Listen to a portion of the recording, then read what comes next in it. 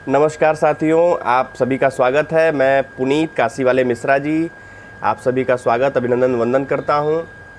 आशा करता हूं कि आप सभी स्वस्थ होंगे, अच्छे होंगे और अपने लोगों का ख्याल रख रहे होंगे।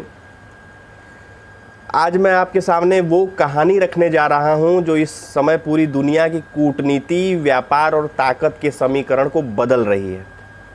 ये कहानी है अमेरिका के पूर्व राष्ट्रपति से लेकर के वर्तमान राष्ट्रपति डोनाल्ड ट्रंप के उस खेल की, जो उन्होंने सोचा कि भारत को चोट पहुंचाने का ये सही समय है टैरिफ के जरिए, लेकिन उसका नतीजा ये निकला कि भारत, चीन और रूस की तिकड़ी ने ट्रंप के सारे प्लान ध्वस्त कर दिए। ट्रंप का खेल शुरू हुआ अमेरिका के टैरिफ वार से। उन्होंने सोचा भारत पर टैरिफ लगाओ, चीन को छूट दो, पाकिस्तान को आगे बढ़कर भारत पर दबाव बनाओ। असीम मुनीर जैसे वर्दी वाले मोहरे को इस तरह इस्तेमाल किया।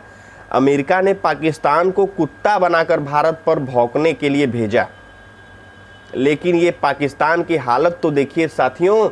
अपने घर की गलियों में, उसके खुद के अपने घर के गलियों में लोग नारे लगा रहे हैं कि अमेरिका ने कुत्ते पाले वर्दी वाले।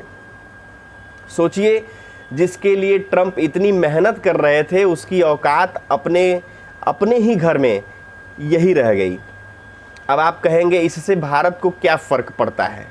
साथियों, फ़र्क तो पड़ा, लेकिन वो ट्रंप के सोच के ठीक उल्टा।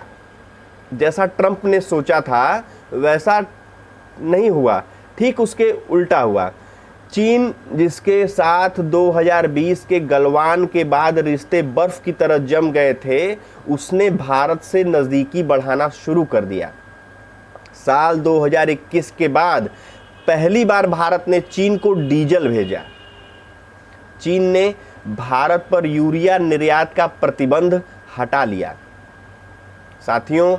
और सबसे अहम फार्मा लाइन, फर्टिलाइजर और रेयर अर्थ मटेरियल पर बड़े स्तर पर व्यापारिक डील की तैयारी शुरू हो गई। ट्रंप को उम्मीद थी कि भारत अलग थलग पड़ जाएगा, लेकिन हुआ बिल्कुल उल्टा। भारत और चीन के बीच आर्थिक पुल बनना शुरू हो गया। और ये पुल सिर्फ व्यापार का नहीं, रणनीति का भी है।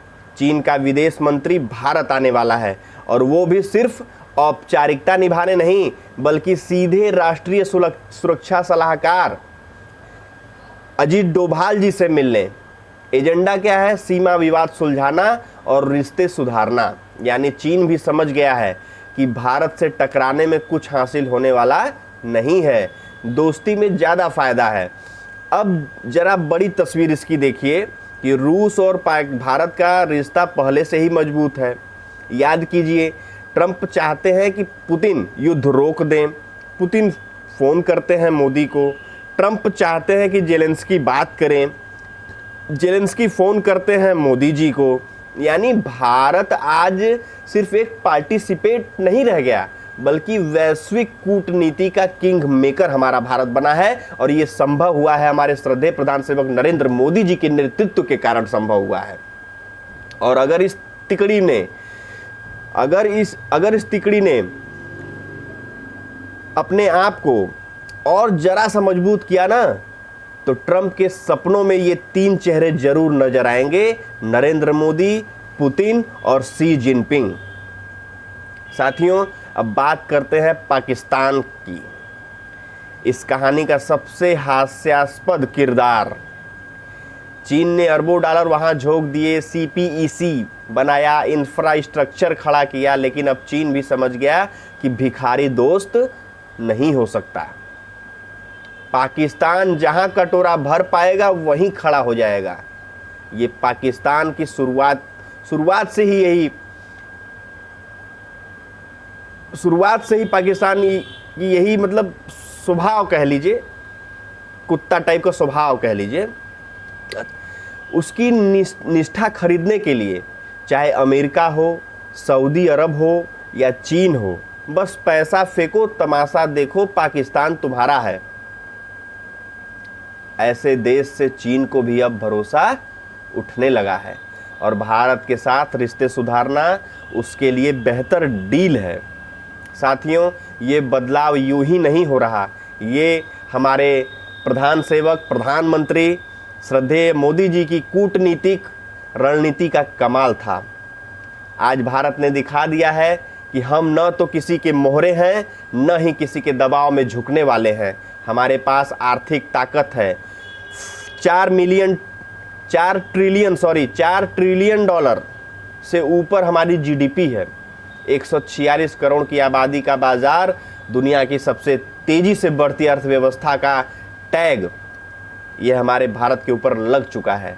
हमारे पास सैन्य ताकत है। दुनिया की सबसे बड़ी सेनाओं में से हमारी सेना का नंबर आता है 4थे स्थान पर आज के डेट में, और परमाणु शक्ति संपन्न हमारा देश है।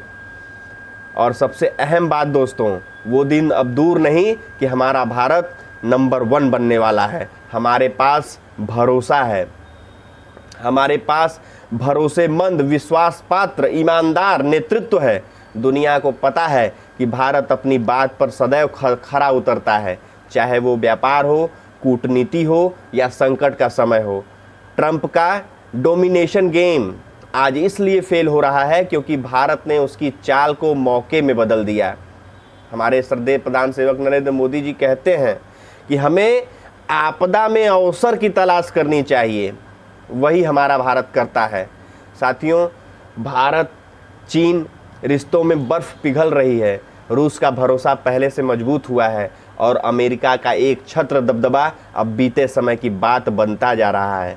याद रखिए साथियों, यह वही भारत है जो कभी गुट निरपेक्ष आंदोलन में बस तटस्थ की भूमिका निभाता था, लेकिन आज हम केवल दर्शक नहीं बल्कि वैश्विक मंच के निर्माता भी हैं।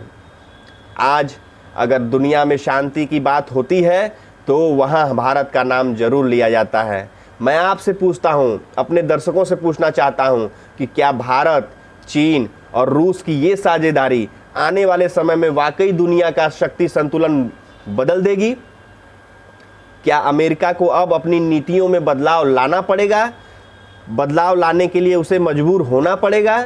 आपकी राय मेरे लिए अहम है साथियों, मेरे दर्शकों, मेरे देशवासियों। इसलिए कमेंट जरूर करिए, वीडियो को लाइक कीजिए, ज़्यादा से ज़्यादा शेयर कीजिए। द मानस वॉइस को सब्सक्राइब करना मत भूलिए, क्योंकि यहाँ हम सच बोलते हैं, राष्ट्र के लिए, राष्ट्र के साथ। जय हिंद, धन्यवाद।